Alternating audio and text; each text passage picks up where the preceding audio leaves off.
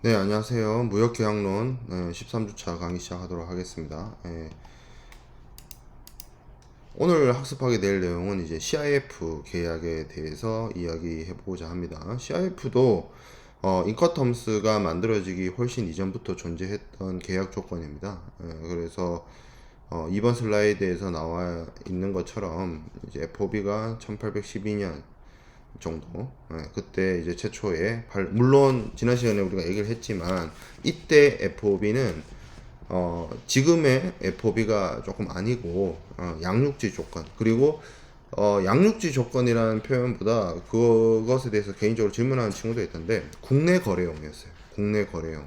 그래서 수출을 하는 사람이 수입하는 사람한테 팔 때 그 거래 조건이 아니라 국내에서 물품을 생산한 생산자가 수출자에게 국내에서 거래하는 국내 거래용 거래 조건이 FOB였습니다. 최초로 등장을 할 때. 그런 것들이 이제 조금 변형되면서 이제 소위 말해서 이런 거죠. 배에 실어주는 걸로 끝냈다. 그러니까 공급자가 물품을 생산한 공급자가 수출자의 배에 실어주는 걸로 끝내는 그런 형식의 FOB가 사용이 되었었는데, 그게 이제 수출 거래에 사용을 하면서 일단 매도인이 뭘 선적을 하는 그 방식으로 수출용으로 사용하기에는 조금 적합하지 않았기 때문에 이제 조금 변형이 일어나면서 매수인의 역할이 강해지고 뭐 이런 식으로 변형이 되어서 사용됐습니다. 그래서 FOB는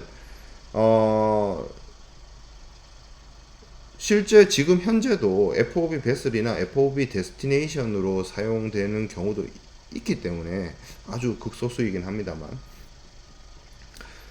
그리고 제가 강조를 했다시피 인커텀스 2020에 나와 있는 FOB가 실무에서 사용되는 FOB가 아니에요.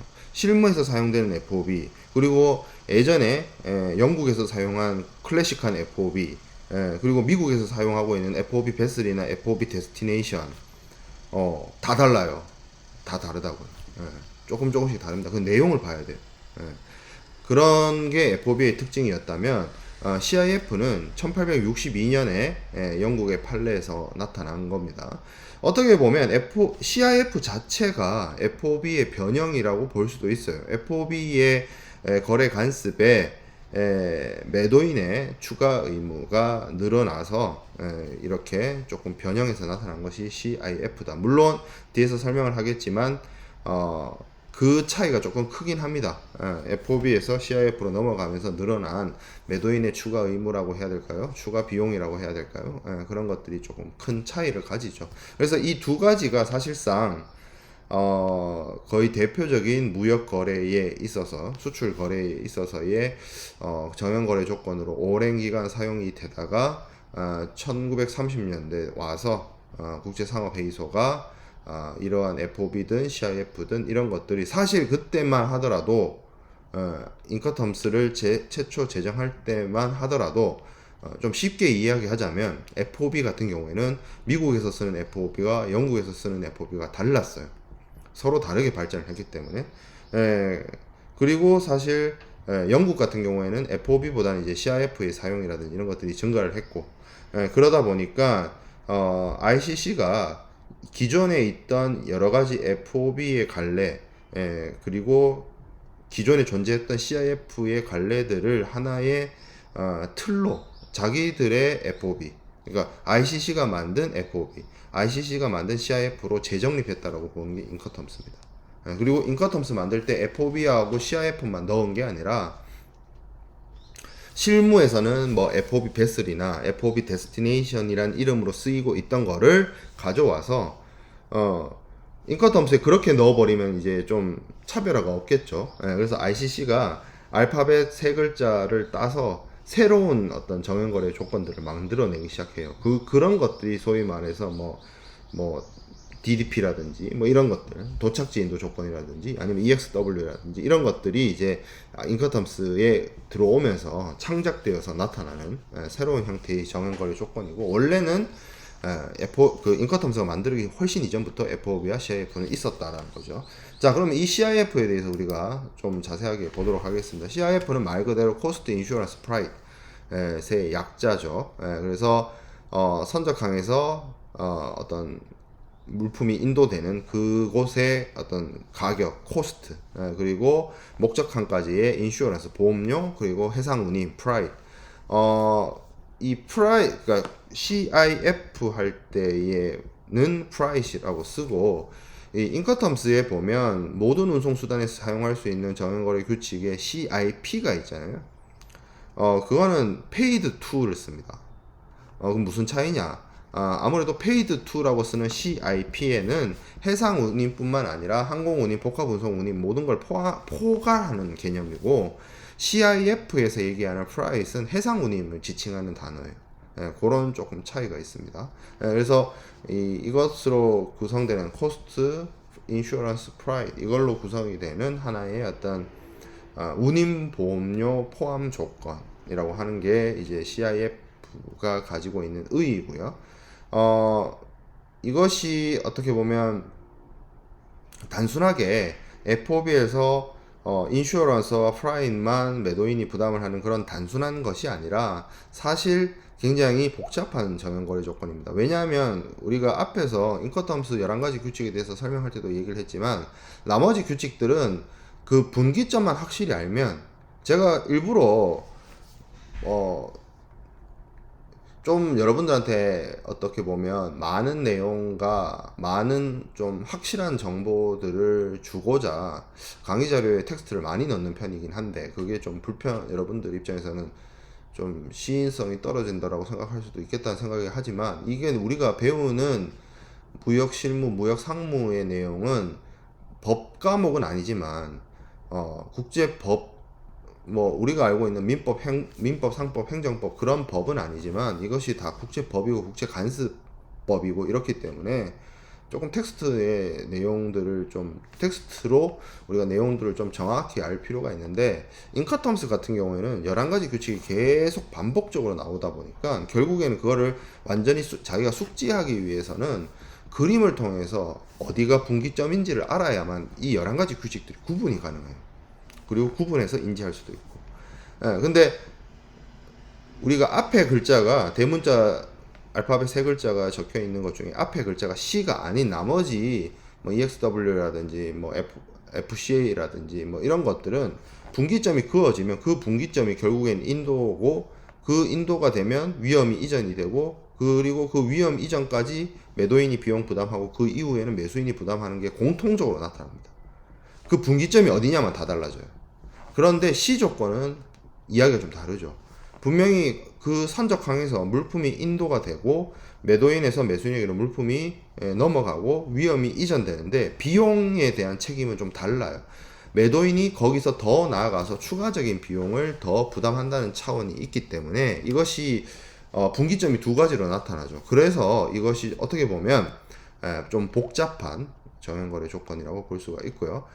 뭐 CIF에서는 매도인이 결국에는 자기가 자신의 위험과 비용으로 목적항까지 운송계약 체결하고 선적하고 그리고 보험계약도 체결해야 되고, 그리고 선적 서류를 준비해서 매수인에게 제공할 의무가 있습니다. 사실 FOB하고 인커텀스 상의 FOB, 우리가 FOB라고 하면 원체 다양한 변형이 있고 실무에서 다르게 사용되고 있기 때문에 인커텀스에서 말하는 FOB하고 비교해 보면 어떻게 보면 자신의 위험과 비용으로 물품을 선적하고 선적 서류를 매수인에게 제공하는 것까지는 FOB나 CIF나 동일한 의무이긴 한데, FOB랑 인커텀스 상의 FOB랑 인커텀스 상의 CIF를 비교를 해보면 매도인이 운송계약 체결하고 운송비용 부담하고 보험계약 체결하고 하는 부분이 달라진다라는 거죠. 자, 그래서 뭐 사용이 되는데, 사실 CIF의 경우에는 FOB하고 비교해 봤을 때 가장 중요한 차이점이 서류 상한을 통한 물품의 인도가 이루어진다는 측면에서 상징적 인도라고 이야기를 합니다. 물론 실무적으로도 FOB는 제가 강조를 했다시피 FOB임에도 불구하고 선화증권이 사용이 되고 하환치결이 사용되고 막 이런 변형의 형태가 나타난다고 했지만, 원래 그러한 어음 사용, 하한어음 치결, 선화증권, 한어음 이런 것들과 함께 어우러져서 사용할 수 있는 가장 대표적인 정형거래 조건이 인커텀스가 존재하기 이전부터 그랬던 조건이 CIF예요. 그래서 CIF의 경우에는 선화증권을 이용을 해서 선화증권이 가지고 있는 가장 중요한 특징 중에 하나가 권리증권이죠. 물품의 권리가 체화되어 있는 서류이기 때문에 이 권리증권을 인도하는 것으로 인해서 매도인이 매수인에게는 물품을 인도하고 소유권을 넘길 수 있는 소유권 넘기는 건 뭐 거기에 특별히 인커텀스에서 언급하고 있지 않지만 그렇기 때문에 서류를 넘기는 것이 결국 매도인의 물품 인도 의무를 이행한 것과 동일하게 되는 그런 동일한 효과를 가져오게 되는 상징적 인도 조건이 되겠습니다. 자, CIF 조건은 기본적으로 그래서 이 화한 어음 치결이라는 이벤트가 있습니다. 결국에는 국제물품 매매라고 하는 거는 매도인은 물품을 보내고 돈을 받아야 되는데 돈을 못 받을 위험에 굉장히 노출이 되고 걱정을 하게 되는 것이고, 매수인의 입장에서는 제대로 된 물건이 오냐 안 오냐라는 것이 가장 중요한 이슈가 되는데, 이런 서로 멀리 떨어져 있는 사람 사이에서의 거래를 안전하게 할 수 있는 제도적 장치가 일종의 하한어음 치결 제도라는 거죠.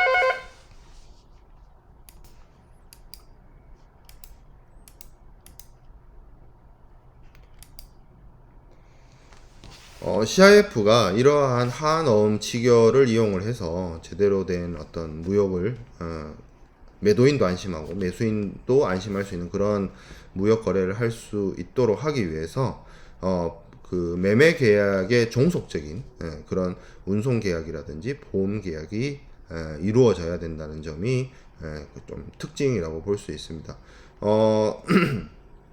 사실 그래서 이 매도인이 어떻게 보면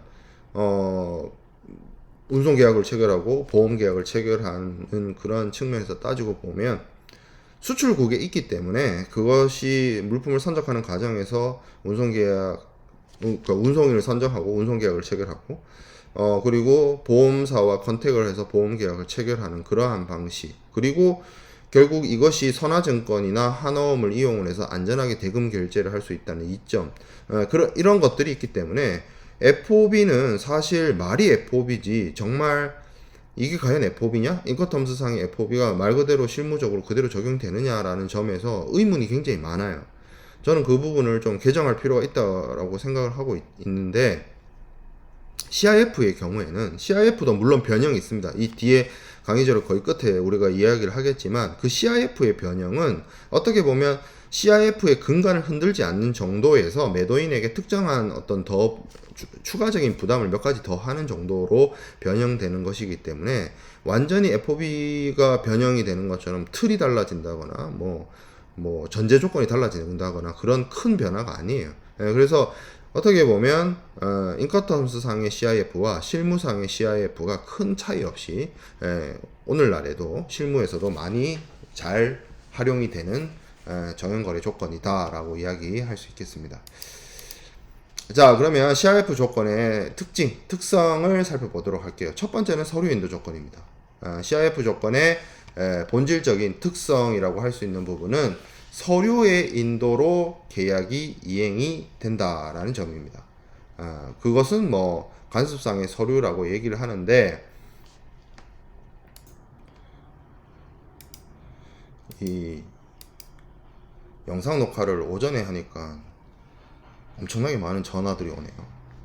맨날 저녁에 하다가 조금 내용을 끊었다가 녹화를 이어서 하도록 하겠습니다.